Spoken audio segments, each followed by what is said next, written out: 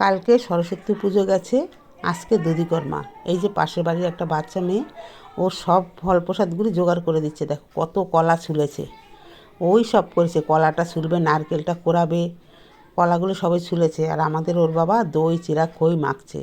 গুড়টা এত শক্ত, হাত দিয়ে পারছে না, তাই দা দিয়ে কুচিয়ে কুচিয়ে নিচ্ছে। এর মধ্যে আছে দই চিরা খই, আর এই যে মুড়িগুলো জলে ধুয়ে দেয়, মুড়িতে প্রচণ্ড বালি।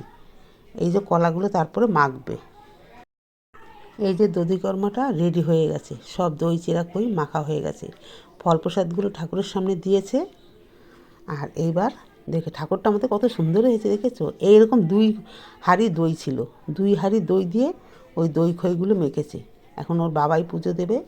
আমাদের এই পুজোটার জন্য আমরা ঠাকুরমশাই আনি না, ওর বাবাই প্রথম থেকেই দেয়, তাই আজকে ওর বাবাই দিচ্ছে।